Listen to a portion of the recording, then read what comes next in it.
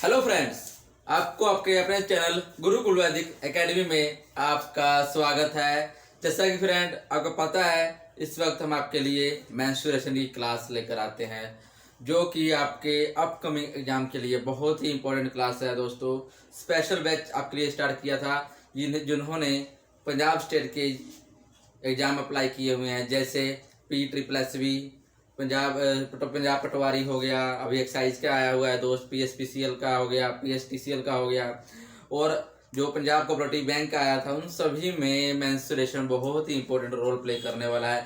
तो स्पेशल हमने उन्हीं को देखते हुए, उन्हीं के एग्जाम को मद्देनजर रखते हुए दोस्तों, हमने अपना मेंस्ट्रुएशन का डायरेक्ट यहीं से स्टार्ट किया। बाकी जो जीरो टू हीरो कंसेप्ट वाला हम चला रहे हैं सीरीज दोस्तों, वो आपके सभी एग्जाम के लिए और बेसिक से हमने किया है। वो बेसिक से लेकर हम हाई लेवल तक गए हैं, लेकिन आपका ये डायरेक्ट हम फॉर्मूला से लेकर डायरेक्ट आपको हाई लेवल दे रहे हैं। ठीक है, तो दोस्त हमारे साथ बन रहिए, जल्दी आगे जुड़ जाइए। और दोस्तों, जिन्होंने हमारा चैनल सब्सक्राइब नहीं किया, और सब्सक्राइब कर दे चैनल को और शेयर कर दे, ताकि दूसरे कोई भी जुड़ जाए। और जिन्होंने कर दिया है सब्सक्राइब, और बेल आइकन को दबा दे, ताकि उनको नोटिफिकेशन क्लास की मिल जाया करे। तो दोस्तों चलिए देखते हैं हमारा आज का फर्स्ट क्वेश्चन क्या है। देखिए दोस्त, क्या है फर्स्ट क्वेश्चन है कि 3 कॉइन्स, यहाँ देखिए 3 कॉइन्स, 3 कॉइन्स की दे रहा है, 3 कॉइन्स दे रखा है। 3 coins of the same size of radius 1 centimetre, यानी 1 सेंटीमीटर। जो तीनों कॉइन्स है उनके, यानी 3 सिक्कों की बात कर रहा है, 3 सिक्के हैं, तीनों सिक्कों का जो रेडियस होता है वो 1 सेंटीमीटर है। Are placed on a table, table पर रखा गया। ठीक है दोस्तों, कहाँ रखा गया? टेबल पर रखा गया।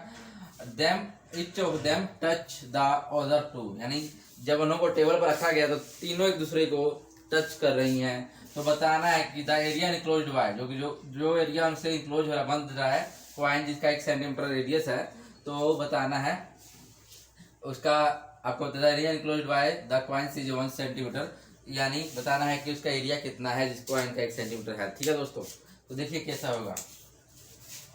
यहाँ पर देखिए दोस्तों, 3 कॉइन्स में, यहाँ मान लीजिए 3 कॉइन्स बनाया दिखाता हूँ। एक कॉइन्स हो गया दोस्त, इसका रेडियस 1 सेंटीमीटर है, मैं बना के दिखाता हूँ। ये देखिए दूसरा कॉइन टच करा दिया मैंने, ये दोनों आपस में टच हो गए ना दोस्त। थर्ड कॉइन लेता हूँ मैं। थर्ड कॉइन क्या करेगा? इन दोनों को टच करेगा। ठीक है दोस्तों, मेरी ड्राइंग इतनी अच्छी नहीं है, लेकिन आप समझिए बस। मैंने यहाँ पर आपको बना के दिखा दिया कि ये 3 कॉइन्स हो गए दोस्त। तीनों coin, first coin, second coin दोस्त, थर्ड कॉइन। ठीक है दोस्त, अब देखिए दोस्तों, बात कह रहा है कि तीनों कॉइन्स का रेडियस क्या है? 1 सेंटीमीटर है। 1 सेंटीमीटर की रेडियस अगर मैं मानूं, अगर इसका सेंटर पॉइंट ये है दोस्त, इसका सेंटर पॉइंट ये, तो इसका यहाँ तक 1 सेंटीमीटर हो गया। आज इसका यहाँ तक 1 सेंटीमीटर हो गया। कितना हो गया? 1 सेंटीमीटर हो गया दोस्त। यानी सेंटर पॉइंट से आपको पता है, सेंटर पॉइंट से किसी भी साइड में आप रेखा खींचते हैं तो क्या होता है दोस्त? हमारा रेडियस होता है। तो इसका रेडियस 1 सेंटीमीटर हो गया। अब इसका देखिए, यहाँ पर पॉइंट है, यहाँ से अब इसको यहाँ तक ले गए, इसका 1 सेंटीमीटर हो गया, यानी इस बाउंड्री तक का हो गया 1 सेंटीमीटर। अब इसको इधर खींचिएगा तो 1 सेंटीमीटर हो गया दोस्त। ये भी एक। अब इसका मैं यहाँ सेंटर पॉइंट लगाता हूँ, तो इसको इस बाउंड्री से यहाँ पर सेंटर पॉइंट ले जाता हूँ 1 सेंटीमीटर। अब इस बाउंड्री से यहाँ तक ले जाता हूँ 1 सेंटीमीटर। ठीक है दोस्त, ये आपको दिख रहा होगा, ये आपको दिख गया होगा मेरे प्यारे भाई, मेरे प्यारे दोस्त, आपको ये नजर आ रहा होगा। आप एक चीज नोट कीजिए, देखिए यहाँ से 1 सेंटीमीटर, ये 1 सेंटीमीटर कितना हो गया? 2 सेंटीमीटर हो गया। यानी इस पूरा ट्रायंगल का अगर हम देखें, इक्विलेटर बन रहा है। 1 सेंटीमीटर ये हो गया, 2 सेंटीमीटर ये हो गया, 2 सेंटीमीटर ये हो गया। आपको ये नजर आ रहा होगा कैसे? 1 सेंटीमीटर इसका रेडियस, 1 सेंटीमीटर इसका रेडियस, प्लस करके 2 सेंटीमीटर रेडियस, इसका 1 सेंटीमीटर और इसका 1 सेंटीमीटर, 2 रेडियस, दो इसका साइड, ट्रायंगल का जो साइड बन गया है दोस्त, तो कितना बन गया है? 2 बन गया है मेरे प्यारे भाई। अब देखिए दोस्त, क्या करना है। अगर हम एक ट्रायंगल की बात करें मेरे दोस्त, आपको पता लग गया है कि एक चीज आपको नजर आ गया होगा इसमें देखने के बाद। आप बस कंसेप्ट समझिए, आपको इस डायग्राम को देखते हुए एक चीज नजर आ गया। अगर हम एक गोला जो है, मान लीजिए गोला हटा लेते हैं यहाँ से, मान लो मेरे दोस्त यहाँ से एक गोला मैं हटा लेता हूँ, मतलब इसको यहीं पर रहने देता, ये बना हुआ डायग्राम में ही रहने देता हूँ। आपको समझाने के लिए चीज बता रहा हूँ मैं। मान लीजिए यहाँ से एक गोला, यानी एक सिक्के को मैं हटा लेता हूँ, यहाँ साइड में बना लिया मैंने, बन गया एक सिक्का साइड में ले लिया। अब यहाँ से मैं 1 सेंटीमीटर ड्रॉ करता हूँ, ये सेंटर पॉइंट है। यहाँ से देखिए दोस्त, इसका रेडियस 1 सेंटीमीटर इधर हो गया और 1 सेंटीमीटर रेडियस इधर हो गया। यानी मैं इस गोले को हटाता हूँ तो इसका सेंटीमीटर 1 सेंटीमीटर ये हो गया, 1 सेंटीमीटर ये हो गया। ये को नजर आ रहा होगा। यहाँ पर एक चीज देखिए दोस्त, कुछ बन रहा है। ये क्या बन गया? ये क्या बनेगा, एरिया ऑफ सेक्टर बनेगा, यानी सर्कल ऑफ सेक्टर। सर्कल का क्या बना है, सेक्टर बना है मेरे दोस्त, खंड बना है, त्रिज्या खंड। मैंने बताया था आपको त्रिज्या खंड, इसका फॉर्मूला ही बताया था कि त्रिज्या खंड का एरिया निकालने का फॉर्मूला क्या होता है, θ/360 degree into pi r square. हमको निकालना है दोस्त, हम लोगों को क्या निकालना है, क्या फाइंड आउट फॉर्मूला है, जो area enclosed by the coins of जिसका 1 सेंटीमीटर क्वाइंस द्वारा 1 सेंटीमीटर जो रेडियस के द्वारा जो एरिया बन रहा है उसको निकालना है। यानी हमको ये फाइंड आउट करना है। मैं इसको फिल कर रहा हूँ, देखिए कलर कर रहा हूँ, जिसे मैं अभी कलर कर रहा हूँ दोस्त, इसको निकालना है हमें ये निकालना है हमको, जिसको मैंने अभी कलर किया ये फाइंड आउट करना है। आपको पता लग गया है कि यहाँ ट्रायंगल बना। अगर मैं इस ट्रायंगल का एरिया में, पूरे ट्रायंगल के एरिया में से इसका जो देखिए, अगर ये ट्रायंगल बना है पूरे ट्रायंगल का, ठीक है, पूरे ट्रायंगल में से इस त्रिज्या खंड को माइनस कर दूं, फिर इस त्रिज्या खंड को माइनस कर दूं, इस त्रिज्या खंड को माइनस कर दूं, तो हमारा आंसर आ सकता है। यानी मैं 3 सेक्टर माइनस करूंगा तो हमारा आंसर आ सकता है ना दोस्त, आ सकता है ना। तो चलिए फिर वैसे ही करना है। क्या है इसमें, देखिए मैं अगर फॉर्मूला लगाता हूँ ट्रायंगल का, यहाँ पे क्या बन गया है हमारे पास, इक्विलेटरल ट्रायंगल बना है, इक्विलेटरल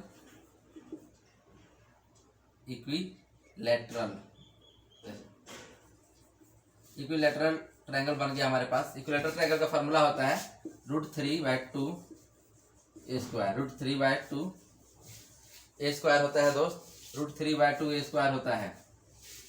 अब आप काम करें, जो हमारे पास देखिए इसका साइड कितना आ गया है, इसका साइड कितना आ गया है, तो देखिए इसका साइड आ गया है एक तो एक जो इक्वेटर का ट्रायंगल कितना है दोस्त, देखिए 1 यानी 2, सॉरी यहाँ पर दोस्त, यहाँ पर गलती से हो गया 2/4 आएगा। यानी इक्विलेटर का फॉर्मूला होता है √3/4 a स्क्वायर होता है, ये आपको पता लग गया। अब देखिए दोस्त एरिया जो ये यानी क्या है, साइड होता है, तो साइड कितना है, 1 और 1 दो साइड है, यानी 1 और 1 कितना है, 2 हो गया, यानी साइड की वैल्यू कितनी है, 2 हो गई। अगर मैं यहाँ 2 डाल दूँ तो इक्विलेटर का एरिया कितना आ जाएगा, √3/4, 2 का स्क्वायर करूँ मैं 4 आ जाएगा।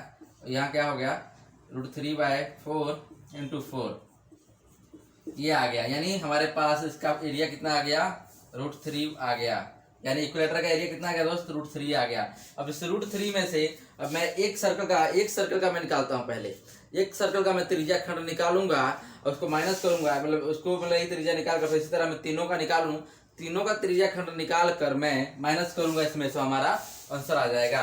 तो हमारा क्या होगा, इस जो मैंने फिल किया हुआ एरिया आ जाएगा उसका। देखिए दोस्त कैसे होगा, आपको पता है कि सर्कल का जो सेक्टर का यानी त्रिज्या खंड का फॉर्मूला होता है, कैसा होता है, θ/360 डिग्री ये फार्मूला होता है, और पाई आर स्क्वायर ये आपका फार्मूला होता है दोस्त, याद होगा आपको। और दोस्त देखिए नोट कीजिए, यहाँ पर एंगल 60 डिग्री का बनेगा। इक्विलेटर में मैंने बताया था इक्विलेटर की तीनों भुजाएं बराबर होती है और तीनों कोण बराबर होते हैं। तो अगर ये देखिए दोस्त 60 डिग्री बनेगा तो ये भी 60 बनेगा, ये भी 60 बनेगा। तो अगर मैं यहाँ डाल दूं, देखिए 60 डिग्री बटे 360 गुना 22/7, आर स्क्वायर कितना है, आर देखिए क्या है, आर देखिए दोस्त क्या है, यहाँ पर 1 सेंटीमीटर आर है। यहाँ पर अगर मैं एक सर्कल की बात कर रहा हूँ, सिर्फ एक सर्कल की, फिलहाल में तीनों सर्कल की बात नहीं कर रहा हूँ, तीनों सर्कल का निकालना है, लेकिन मैं अभी फिलहाल एक निकाल रहा हूँ आपको बताने के लिए।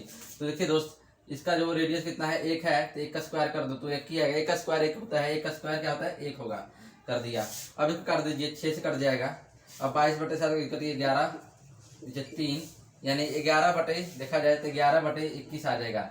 यहाँ पर नहीं लिखता हूँ मैं, यहाँ पर कंफ्यूज जाएगा, यहाँ पर लिखता हूँ 11/21 आ गया। 11/21 आ गया मेरे प्यारे भाई, मेरे प्यारे बंधु, 11/21 आ गया एक सर्कल का। लेकिन हमको निकालना है 3 सर्कल का, 3 से गुना कर देंगे। अगर आपके पास मैं कहूँ आपके पास 2 रुपये है और सेम 2 रुपये 3 लोगों के पास है, तो कितने रुपये हो गए, तो 3 को 2 से गुना करें तभी पता लगेगा, 6 हो गया। या इसको प्लस कर देंगे, 11/21 11/21 प्लस कर देंगे तभी पता लग सकता है। तो आप कितना प्लस करने की जगह पर गुना कर दें, 3 से गुना कर दीजिए, 3 सर्कल की बात कर रहा है, 3 से गुना करेंगे 33/21 आ जाएगा। यानी तीनों सर्कल का जो क्या निकलेगा, जो सेक्टर का जो सेक्टर निकलेगा, एरिया ऑफ सेक्टर निकलेगा, वो निकलेगा 33/21 निकलेगा मेरे प्यारे भाई। अब इसको काट दिए, सेम टेबल में कट जाएगा, 3 के टेबल में 11 7, यानी 11/7 आ जाएगा, 11/7 आ जाएगा, 11/7 आ गया मेरे प्यारे भाई। तीनों का सेक्टर जो आएगा 11/7 आएगा। और हमको निकालना है फिल किया हुआ एरिया। तो टोटल ट्रायंगल का एरिया कितना है, √3 है, तो अब लिखता हूँ मैं यहाँ पर लिख देता हूँ इनक्लोज्ड एरिया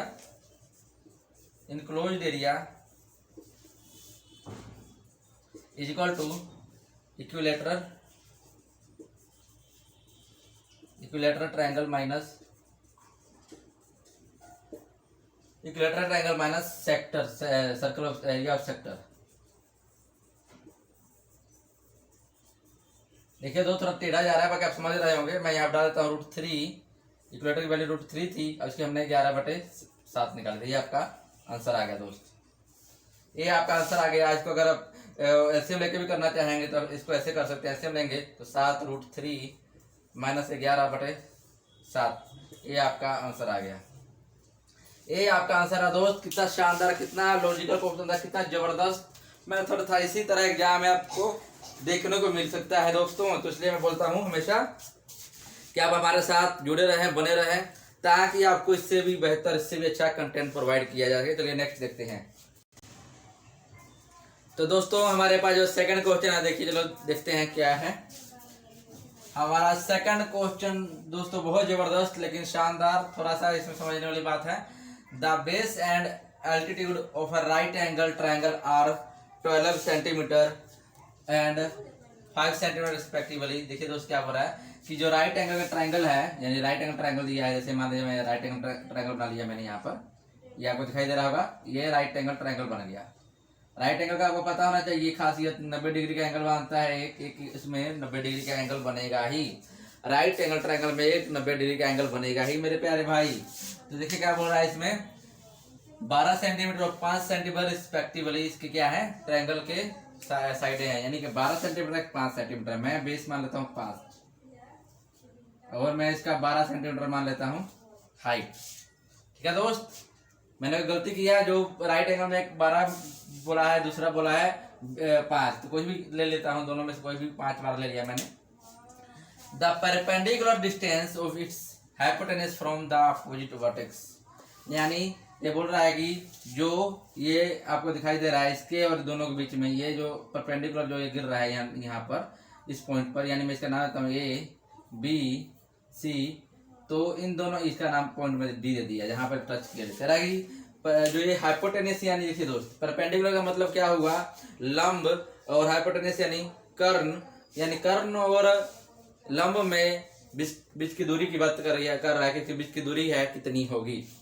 तो देखिए दोस्त, मैंने यहाँ से एक लाइन ड्रॉ कर दिया दोनों के बीच में, परपेंडिकुलर जहाँ गिर रहा है वहाँ पर। तो देखिए ये दोनों जो दूरी बताइए, इसका साइज, इसका लेंथ बताना है, इसका जो मैंने अभी बनाया इसका लेंथ बताना है आपको। तो दोस्त सबसे पहले आप क्या कीजिएगा, आप कीजिएगा कि आप इसका जो हाइपोटेनस है उसको फाइंड आउट कीजिए। दोस्तों जैसे मैंने बताया था, फार्मूला होता है हाइपोटेनस का, फार्मूला निकालने के लिए AC² = AB² प्लस BC²। क्या बोलता है, पाइथागोरस का फार्मूला है दोस्त। पाइथागोरस में क्या होता है, AC जो है, देखिए AC क्या है, हाइपोटेनस यानी कर्ण हो गया, ठीक है, कर्ण का स्क्वायर, और AB यानी परपेंडिकुलर यानी लंब का स्क्वायर, एक परपेंडिकुलर P लिखता हूँ मैं परपेंडिकुलर, और BC यानी बेस यानी आधार का स्क्वायर हो गया। ठीक है, ये आप नोट कर लिए होंगे, तो मैंने इसी को बता दिया। तो AC की वैल्यू देखिए कितना है दोस्त, हमको AC का पता नहीं है तो ही फाइंड आउट करना है। AC का नहीं पता है तो AC का नहीं लिखेंगे, तो इसलिए AB यानी P का स्क्वायर कितना है, 12 का स्क्वायर है, तो 12 का स्क्वायर कर लीजिए। ये इसके बराबर है दोस्त, ये इसके बराबर है, मैं कंफ्यूज मत होइएगा, मैंने समझाने के लिए लिखा है, प्लस 5 का स्क्वायर। अब यहाँ पर हमें निकालना है, मान लीजिए h का ऐसे लेता हूँ h²। ठीक है, तो अब निकालिए दोस्तों, इस जब फाइंड आउट कीजिएगा तो इसका आ जाएगा वैल्यू, स्क्वायर कीजिएगा तो 144 आएगा, यानी 144 आ जाएगा, और इसका आपका 5 का स्क्वायर कीजिएगा तो 25 आएगा, यानी 144 प्लस यानी 5 का स्क्वायर 25, इसको प्लस करेंगे तो 169 आता है। कितना आता है, 169। तो अब देखिए h² = 169, अब इसको कीजिएगा, इधर जाकर वर्गमूल बना देगा, तो 169 का वर्गमूल हो जाएगा। अब इसको 169 का वर्गमूल निकालिएगा तो आपके पास 13 आएगा, यानी AC की जो वैल्यू आ गई दोस्त, यानी AC की जो वैल्यू आ गई यहाँ तक की वो 13 है। कितनी है, 13 है दोस्तों। मेरे प्यारे भाई आपको पता लग गया AC की वैल्यू 13 है। अब आप निकाल सकते हैं BD की वैल्यू। BD की वैल्यू फाइंड आउट करनी है। इन्होंने जो बोला है हमको कि वर्टेक्स, अपोजिट वर्टेक्स जो भुजा है, अपोटेक्स जो दोनों के बीच में सामने दूसरे सामने है, उनके बीच की बात कर रहा है। तो दोस्त जो निकालना है आपको, तो इसका फार्मूला आता है, देखिए BD × B D into A B into बटे A C, B D A B, देखिए बी डी ऐसे फार्मूला होता है निकालने के लिए, दोनों की वैल्यू निकालनी है। सॉरी दोस्त मैंने गलत लिख दिया। इसका फार्मूला होगा B D equal to A B into A C upon A C, A B होगा कि ए सी होगा। अब दोस्त यहाँ पे वैल्यू डाल दीजिए। तो देखिए दोस्त ये फार्मूला है B D into A B into, अरे सॉरी यहाँ पर बी सी होगा, गलती से हो गया ए बी, यहाँ पर होगा बी सी, यानी A B into B C, यानी देखिए ये वाला A B into B C upon A C. देखिए दोस्त आपके पास ए बी की वैल्यू कितनी है, 12 है, डाल दीजिए। और आपकी बी सी की वैल्यू कितनी है दोस्त, 5 है, डाल दीजिए। ए सी की वैल्यू कितनी है दोस्त, ए सी की वैल्यू 13 है, निकाल लिया हमने, 13 निकाला था ना दोस्त। तो हमने ए सी की वैल्यू कितनी निकाला, 13 था। तो ये आपके पास वैल्यू ये आ गया आपके पास क्वेश्चन का आंसर 12/60, यानी जो भी 12/60 बटे 13, ये आपका आंसर होगा। इसे सोल्व आउट कीजिएगा, 13 × 39, 13 चौका 52, तो 4 8 13, ये आपके पास आंसर हो गया दोस्त। जो बी डी की वैल्यू आएगी 4 सही 8/13 होगी दोस्त। इस टाइप के क्वेश्चन एग्जाम में बहुत देखने को मिलते हैं। इस फॉर्मूले पर ट्रायंगल का शेप बनाकर फाइंड आउट कर सकते हैं। चलिए नेक्स्ट देखते हैं हमारे पास क्या है दोस्तों। हमारे पास थर्ड क्वेश्चन है, बहुत शानदार क्वेश्चन है, लॉजिक से भरा हुआ क्वेश्चन है, सिर्फ दिमाग लगाने की बात है दोस्त। इसमें एक लॉजिक लगेगी, ठीक है दोस्त। अगर आपने अपनी बुद्धि से शुद्धि कर दिया तो क्वेश्चन आपका ये कहीं नहीं जाएगा, बस निकल जाएगा, आपके लिए हलवा बन जाएगा मेरे प्यारे भाई। देखिए कैसे करेंगे, क्या बोला the area of a circle increase by 20 centimetre, यानी किसी सर्कल का एरिया, जो कोई सर्कल है उसका एरिया 22 सेंटीमीटर इंक्रीज हो रहा है। कब इंक्रीज हो रहा है, if it radius is increase by 1 centimetre, या जब उसका अर्धव्यास किसी भी सर्कल, मतलब किसी भी सर्कल नहीं, मतलब इस क्वेश्चन के अकॉर्डिंग कि अगर हम वृत्त यानी सर्कल का अर्धव्यास यानी रेडियस 1 सेंटीमीटर बढ़ाते हैं तो क्षेत्रफल या उसका जो क्षेत्रफल या एरिया 22 सेंटीमीटर बढ़ जाता है मेरे प्यारे भाई, ठीक है। 22 सेंटीमीटर एरिया मतलब क्षेत्रफल बढ़ जाता है 1 सेंटीमीटर अर्धव्यास बढ़ाने से। तब आप एक चीज दिमाग लगाने वाली बात है दोस्त, क्या करेंगे आप, पहले आप सिंपल एरिया निकाल लीजिए। देखिए क्या हो रहा है यहाँ पर, एरिया का फॉर्मूला लिख लीजिए। क्या होता है एरिया का फॉर्मूला, होता है मेरे प्यारे दोस्त, क्या होता है, पाई आर स्क्वायर होता है। क्या होता है, पाई आर स्क्वायर होता है मेरे दोस्त। हमें रेडियस पता है, बताइए रेडियस पता है कि नहीं पता है हमें, इसमें कैसे दिया है रेडियस, ये दिया है कि 1 सेंटीमीटर बढ़ाने पर, हमें रेडियस नहीं दिया है दोस्त। अगर हम रेडियस को आर ही लिख लें तो पाई आर स्क्वायर हो गया। मान लेते हैं हमारे पास रेडियस का आर ही लिख लेंगे, यानी हमें 22/7 इंटू आर स्क्वायर, इक्वेशन एक इक्वेशन मान लेते हैं इसको दोस्त। मान लिए क्योंकि हमारे पास आर नहीं है तो रेडियस नहीं, अर्धव्यास नहीं है, तो हमने अर्धव्यास को आर मान लिया, उसी को आर स्क्वायर कर दिया, यानी 22/7 या आर स्क्वायर कर दिया, ठीक है दोस्त। ओके, सेकंड नोट कीजिए, सेकंड बात कीजिए। सेकंड में क्या बोला है कि रेडियस को, अगर रेडियस आर है, मान लीजिए रेडियस की वैल्यू आर है, तो यानी इसी में अगर 1 सेंटीमीटर बढ़ा रहा है तो इसमें ना 1 सेंटीमीटर बढ़ा है, रेडियस आर में ना 1 सेंटीमीटर बढ़ रहा है, तो इसको प्लस कर देंगे 1।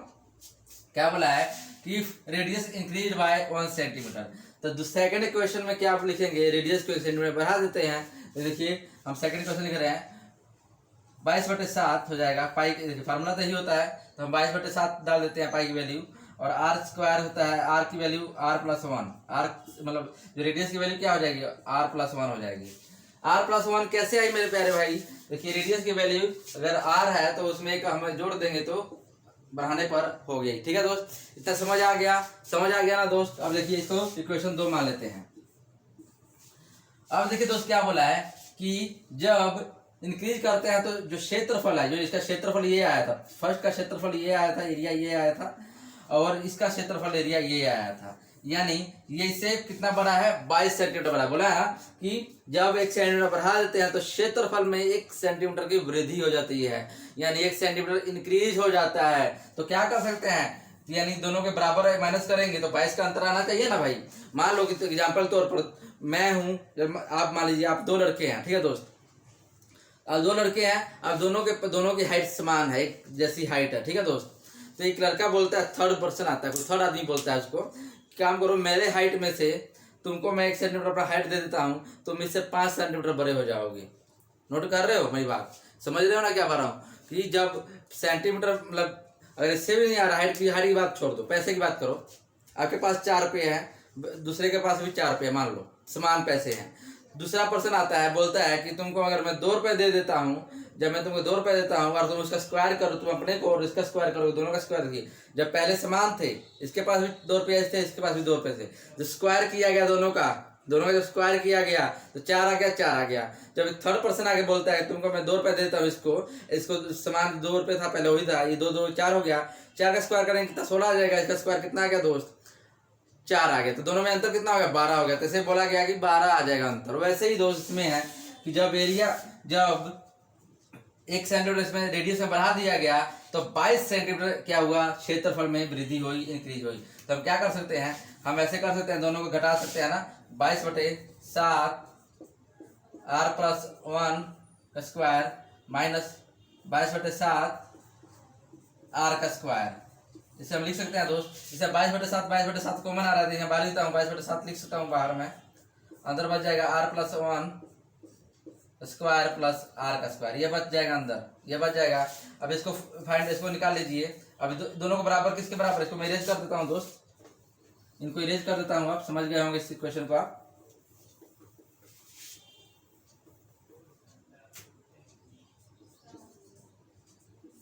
ये आ गया दोस्त। तो ये किसके बराबर हो गया, यह माइनस आएगा, सॉरी यह माइनस का सिंबल है, क्योंकि माइनस का सिंबल है तो माइनस आएगा यहाँ पर। इक्वल टू 22 आएगा। क्यों 22 आया, पता लग गया ना कि पहले वाला दूसरे वाला जिसमें एक बढ़ा है वो ज्यादा है इससे पहले वाले से, तो मैं घटाएंगे तभी ना 22 के बराबर आएगा।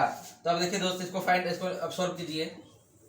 अगर हम इसको सोल्व करें, 22/7 को ऐसे रहने दीजिए, कॉमन है तो r+1 का स्क्वायर करें है तो इसको ए मान लीजिए, ए है, ये बी है। तो दोस्त a+b का स्क्वायर का होल, a+b का होल स्क्वायर का फार्मूला होता है ना, a²+b² + 2ab।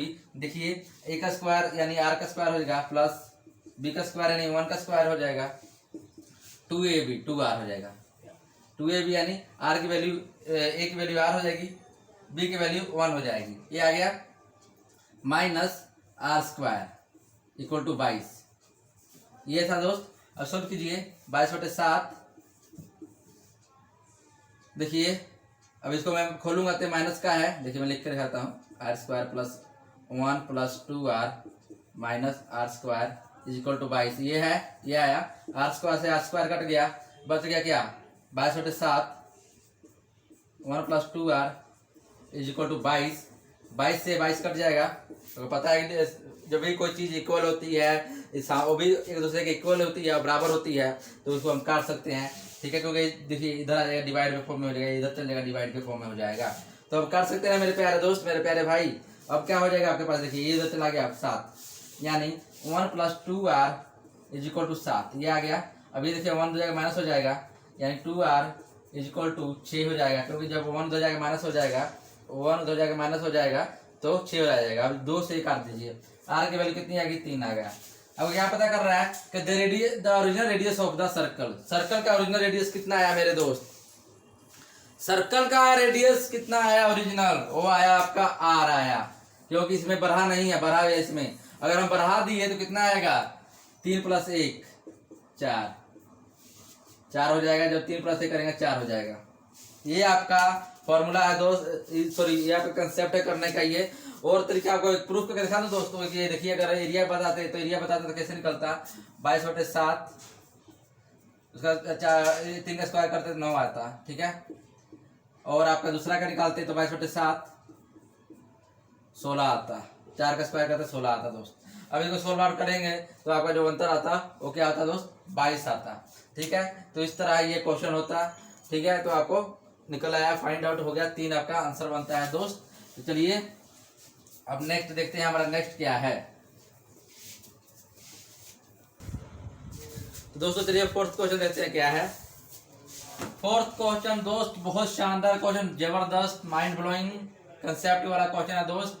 देखिए क्या है, in a equilateral triangle ABC whose side is 10 centimeter, the side B is trisected at DE, then the length of AD क्या होगा, यानी लेंथ देखिए क्या हो रहा है, ट्रायंगल है इक्विलेटरल। इक्विलेटरल का मतलब होता है जिसकी क्या बोलते हैं इक्विलेटर को, सम त्रिभुज। हाँ, सम त्रिभुज जिसकी तीनों भुजाएं बराबर होती है, इक्विलेटरल ट्रायंगल है।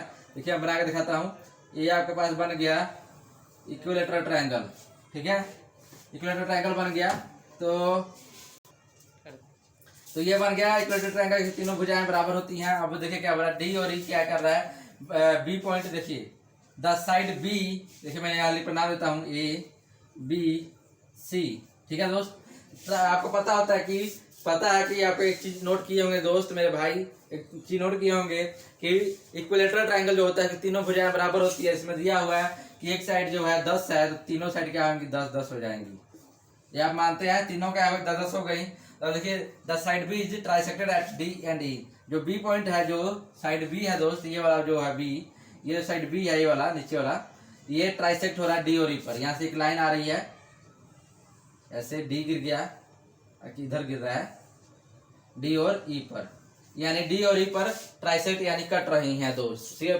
ट्राइसेक्ट मतलब होता है काटना, ठीक है। ओके मेरे प्यारे भाई, अब देखिए हम यहाँ से सेंटर पॉइंट अपने सुविधा के लिए, क्वेश्चन सॉल्व करने के लिए हम यहाँ से सेंटर से लाइन गिरा लेते हैं, परपेंडिकुलर गिरा लेते हैं। हमने परपेंडिकुलर लाइन गिरा लिया, एकदम बीचों बीच पॉइंट, एकदम बीचों बीच गिरा लिया परपेंडिकुलर लाइन, एंड लंब गिरा लिया हमने, जो कि BC को बराबर भागों में बांटती है, यानी यहाँ से लेकर यहाँ तक 5 हो गई, ठीक है। मैं यहाँ लिखता हूँ 5, फिर यहाँ से यहाँ तक 5, यानी अगर हम बात करें इसका, हम नाम देता हूँ ओ नाम दे दिया, ओ नाम दे दिया दोस्त मैंने। अगर B से O जा रहा है तो 5, यहाँ लेता हूँ B से O 5, O से C 5, ठीक है दोस्त। तो इससे पता लग गया। ये आपको ट्रायंगल बना लीजिए पहले, उसके बाद अपने सुविधा के लिए सोल्व करने के लिए इसको बीचों बीच एक लाइन गिरा दीजिए, ताकि आप इजीली सोल्व कर पाएंगे। फिर क्या होगा, द लेंथ ऑफ AD, जो आपके पास ये लाइन दिखाई दे रही है AD, ये वाली, इसका आपको लेंथ पता करना है, लंबाई पता करना है मेरे प्यारे दोस्त। कुछ नहीं है, हलवा है, हलवा। ये डायग्राम बना गए, क्वेश्चन को निकाल गए, हलवा। देखिए कैसे हलवा है दोस्त। अभी मैं क्या करूंगा, ए ट्रायंगल में लिखता हूँ, ट्रायंगल AOB, ट्रायंगल AOB, पता है ना, मैंने यहाँ वो नाम दिया है दोस्त, वो इसको नाम दिया है, तो AOB हो गया। ट्रायंगल AOB में AO स्क्वायर प्लस, देखिए क्या हो रहा है, AO जो है परपेंडिकुलर बन गया, और BO क्या बन गया, आपका आधार बन गया। AO क्या बन गया, लंब बन गया। BO आपका आधार बन गया। BO स्क्वायर इक्वल टू किसके हो जाएगा, हाइपोटेनियस यानी कर्ण के AB स्क्वायर के। समझ पा रहे हैं ना दोस्त, समझ रहे हो ना। देखो कैसे, पता है ना, पता है उसमें कर्ण इक्वल टू लंब स्क्वायर प्लस आधार स्क्वायर होता है। या लंब का वर्ग कीजिएगा, आधार का वर्ग कीजिएगा, इक्वल टू कर्ण के वर्ग के बराबर आ जाएगा। आपके पास ये आ गया, ये भी कर्ण है, ये आधार है, ये लंब है। तो देखिए दोस्त, मैंने अभी क्या किया, हमको पता है कि जो कर्ण हमारे पास 10 है, तो 10 का स्क्वायर कर दिया हमने, डाल दिया वैल्यू। ये भी की वैल्यू 10 है। अब देखिए BO जो कि आधार की वैल्यू, मैंने बोला ना BO कितना है, 5 है, तो मैंने यहाँ 5 का स्क्वायर कर दिया दोस्त, 5 डाल दिया। हमारे पास AO नहीं पता है, यानी हमारे पास लंब नहीं पता है, यानी परपेंडिकुलर का स्क्वायर नहीं पता है दोस्त। इसको फाइंड आउट करेंगे तो AO square plus 25 equal to 100 हो गया मेरे दोस्त। ये हो गया ना प्यारे भाई। अब देखिए इधर चल जाएगा, माइनस हो जाएगा, 100 माइनस 25 इक्वल टू 75 के बराबर हो गया। यानी अब देखिए AO इज इक्वल टू √75 हो गया। √75 कैसे आया पूछेंगे आप। ये देखिए दोस्त, अगर मैं इसके वर्ग को AO के वर्ग को उधर ले जाऊंगा, यानी स्क्वायर को उधर ले जाऊंगा, स्क्वायर रूट बन जाएगा, यानी वर्गमूल बन जाएगा। तो 75 का वर्गमूल बन गया स्क्वायर ले जाकर, तो क्या होगा, इसको हम लिख सकते हैं ऐसे। 75 का जो फैक्टर होता है कितना होता है, 25 × 3 होता है दोस्त। तो 25 जो है 5 का स्क्वायर होता है, तो AO की वैल्यू क्या आ जाएगा, 5√3। ये आ गया दोस्त। मेरे प्यारे भाई, मेरे प्यारे दोस्त, मेरे मित्र, देखिए ये आ गया आपका AO की वैल्यू, यानी लंब की वैल्यू, यानी इसकी वैल्यू दोस्त। इसकी वैल्यू मैं यहाँ पर बताता हूँ आपको। देखिए इसकी वैल्यू क्या आ गई, 5√3, 5√3 आ गई दोस्त। अब आप देखिए दोस्त, इरेज करता हूँ, यहाँ तक आप समझ गए होंगे। आगे अब मैं इरेज आपको समझाता हूँ आगे क्या करना है। हमको निकालना है D। मैं इरेज क्या करता हूँ, यहाँ लिख देता हूँ, आप समझ जाइएगा। यहाँ पर लिख के दिखाता हूँ आपको। क्या बोला है, द लेंथ ऑफ एडी, यानी एडी यानी इसकी वैल्यू पता करनी है आपको। किसकी पता करनी है दोस्त, इसकी पता करनी है वैल्यू इसकी। तो दोस्त अब आ जाइए, अब कहीं नहीं जाना है, आ जाइए मैदान में। अब इसकी वैल्यू कैसे पता कीजिएगा दोस्त, देखिए अब यहाँ पर आपको ये दिखाई दे रहा है, ये दिखाई दे रहा है, चलिए आ जाइए यहाँ पर लगाइए वैल्यू दोस्त। क्या लगेगा, यहाँ पर आपका फॉर्मूला लगेगा दोस्त आपका पर यहाँ पे आपका यही लगेगा, पर क्या बोलते हैं हाइपोटेन्यूज का लगेगा फार्मूला, लगाइए। चलिए दोस्त देखिए, मैंने बोला था फार्मूला लगना पड़ेगा। एक चीज नोट कीजिएगा दोस्त, आप यहाँ पर पाइथागोरस का फार्मूला लगेगा ही, लेकिन एक दोस्त आपको डी एफ की वैल्यू कैसे निकालेंगे, देखिए कैसे निकलेगा डी एफ की वैल्यू। मैं इरेज करता हूँ, इरेज करूंगा तभी जाके हो पाएगा मेरे प्यारे भाई। देखिए कैसे होगा, इसको आपको पता लग गया। ए की वैल्यू मैं यहाँ पर लिख देता हूँ, ए इक्वल टू हमारे पास कितना आया, लिखा हुआ है 10 5/3 लिख दिया है मैंने, चलिए कोई नहीं, लिखा हुआ है। चलिए आप देखते हैं अब कैसे होगा ये आगे। अगला स्टेप देखिए, कुछ नहीं दोस्त, जबरदस्त कंसेप्ट, बहुत शानदार मेथड है इसमें, अब बस दिमाग लगाने की बात है। देखिए कैसे होगा, ये डी ओ है, डी ओ की वैल्यू कैसे निकलेगा। आप देखिए दोस्त, पूरा ट्रायंगल जो आपको दिखाई दे रहा होगा कितने हिस्सों में बट रहा है, पूरा ये ट्रायंगल कितने हिस्सों में बट रहा है, देखिए एक हिस्सों में बट रहा है, एक बांटा गया, 2 बांटा गया, 3 बांटा गया, यानी 3 रेखाएं इसको 3 हिस्से में बांट रही हैं। देखिए आपको एक हिस्सा ये दिख गया पूरा, एक हिस्सा आपको ये दिख गया पूरा, और एक हिस्सा आपको ये दिख गया, 3 हिस्से। यानी ये ट्रायंगल जो है 10 का जो लेंथ है वो 3 हिस्सों में बट रहा है। लेकिन दोस्त आप एक चीज देखिए, डी एफ की आप वैल्यू, अगर आप डी ओ की बात करें, अब ये डी ओ की बात करें, डी ओ की वैल्यू कैसे निकालेंगे, तो डी ओ की वैल्यू देखिए क्या है। अगर आप बात करें दोस्त, तो ये देखिए बी से लेके ओ तक की वैल्यू कितनी है, 5 है। आप लिख लीजिएगा, क्योंकि बी और ओ के बीच में ही डी आता है, बी और ओ के बीच में डी आ रहा है, तो बी ओ के बीच में डी आ रहा है, तो बी ओ की वैल्यू कितनी है, 5 है। अब इसमें से क्या, अब इस पूरे में से, इसमें से आप अगर इस 10/3 को घटा देंगे तो आपका डी ओ की वैल्यू आ जाएगी, क्योंकि डी ओ 3 हिस्सों में बट रहा है। तो अब क्या घटा दीजिए, 10/3 आ गया। ये डी ओ की क्या है, वैल्यू है मेरे प्यारे भाई। डी ओ की वैल्यू कैसे आई है, समझ आया ना। ये देखिए ट्रायंगल जो है पूरी इसकी लेंथ क्या है, 10 है, तो एक हिस्सा, 2 हिस्सा, 3 हिस्सा, 3 हिस्सों में बट गया, 10/3 कर दिया मैंने। अब डी ओ की वैल्यू निकाला, डी ओ आप देखिए, अगर बी ओ जो 5 है, तभी ना अगर आप इस बी ओ की 5 में से, ये 5 जो मैंने हिस्सा है 5 में से दोस्त मैं 10/3 घटा देता हूँ, यानी यहाँ तक घटा दूंगा, यहाँ इसको घटा दूंगा और इसको घटा दूंगा, तो हमारे पास डी ओ बच जाएगा। क्यों, एक हिस्सा चला जाएगा, एक हिस्सा चल जाएगा, और एक पूरा हिस्सा ये चल जाएगा, इसका आधा हिस्सा थोड़ा बच जाएगा।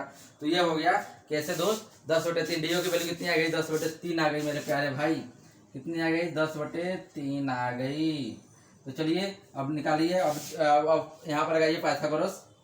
कैसे लगेगा पाइथागोरस, अब देखिए लगेगा कैसे। ये हो गया आपका कर्ण हो गया, अब ये देखिए टेढ़ा आ रहा है, कर्ण हो गया, परपेंडिकुलर हो गया, ये आपका आधार हो गया। तो आधार आपने निकाल लिया है डी ओ, तो देखिए डी स्क्वायर कर्ण इक्वल टू क्या होता है, कर्ण इक्वल टू परपेंडिकुलर, यानी लंब का स्क्वायर कितना निकाला था हमने, 5√3 का स्क्वायर प्लस आपका ये क्या बोलते हैं आधार कितना निकला है, ये वाला 5 माइनस 10⁻³ रूट स्क्वायर, ये निकला आपका। अब यहाँ 75 हो जाएगा। अब इसको सोल्व कीजिए, तो क्या आएगा, ए स्क्वायर प्लस बी स्क्वायर कीजिएगा, 25 माइनस 25। तब दोस्तों ये आपके पास आ गया। अब इसका एलसीएम लीजिए, तो 9 आ जाएगा नीचे। अब 9 को जब 25 गुना 9 करेंगे, चाहे एक काम कीजिए, इसको सोल्व कीजिए, खाली आप इसको सोल्व कीजिए, 25 प्लस इसको छोड़ दीजिए। इसको जब सोल्व आउट करेंगे तो यहाँ 9 आ जाएगा, और इसको करेंगे तो 100 माइनस 100 हो जाएगा। ये 100 माइनस जो करेंगे तो 300 हो जाएगा।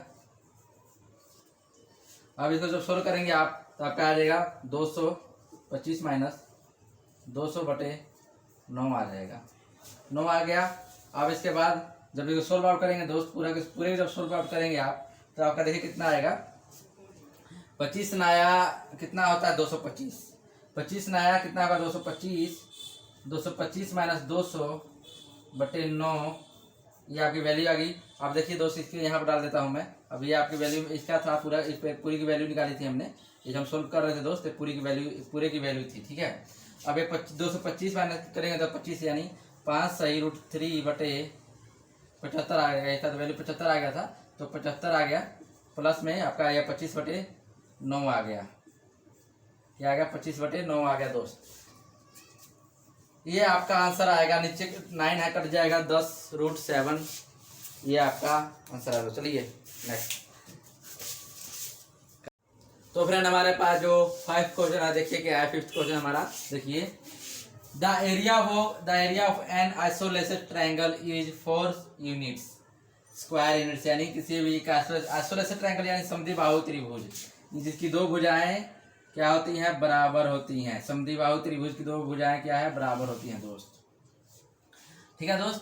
तो यूनिट्स लिखा हुआ है, यूनिट्स लिखा है, यहाँ भी यूनिट्स लिखा है। यूनिट्स मतलब आपको स्पष्ट नहीं है, ये 4 है, ये 2 है, ये 4x मान लीजिए, 4a मान लीजिए या 4b मान लीजिए, आपकी जैसी मर्जी। ओके दोस्त।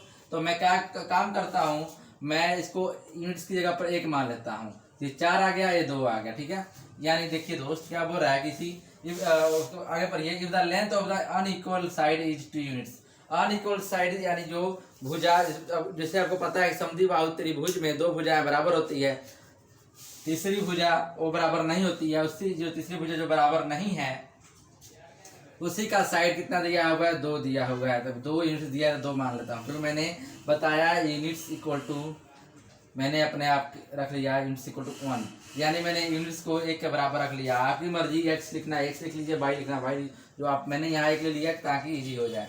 अनइक्वल नहीं है साइड जो, उसका मैंने a मान लिया। ये दोनों इक्वल है, a मतलब ये देखिए a b c नाम दे दिया मैंने।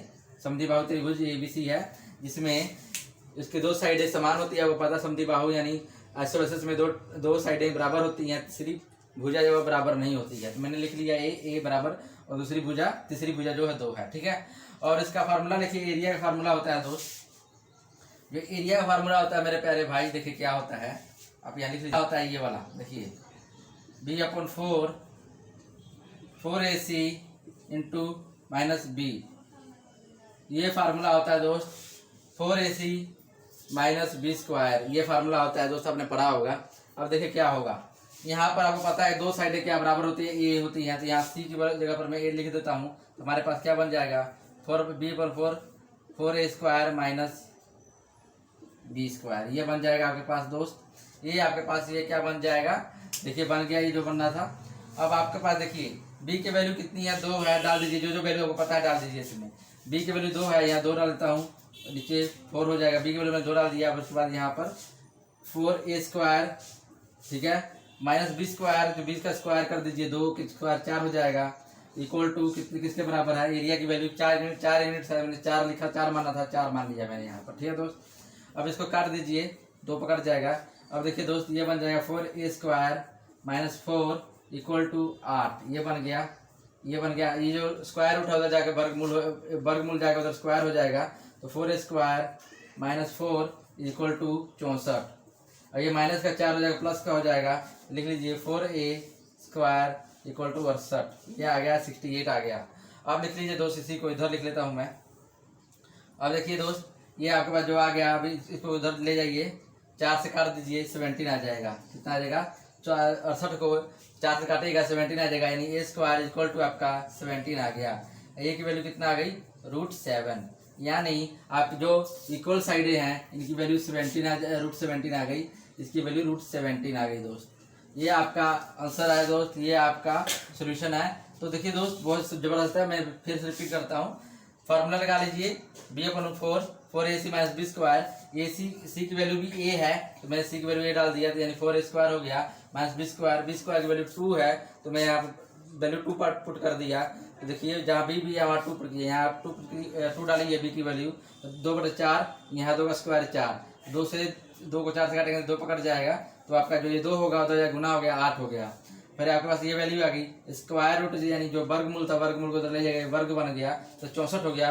4² -4 इक्वल टू 64, ये आपके पास आ गया, इक्वेशन बन गई। उसके बाद ये आपका सोल्यूशन आ गया 17, ये इक्वल टू √17 आपका सोल्यूशन दोस्त। तो चलिए दोस्त हमारा क्लास यहीं पर खत्म होता है। ये बहुत इंपॉर्टेंट मैंने कंसेप्ट करा दिए जो इससे रिलेटेड थे। इसके बाद जो थोड़े और कंसेप्ट बचे हैं वो कल वाली क्लास में कर लेंगे। उसके बाद हम 3D मेंसुरेशन स्टार्ट करेंगे अपना दोस्त।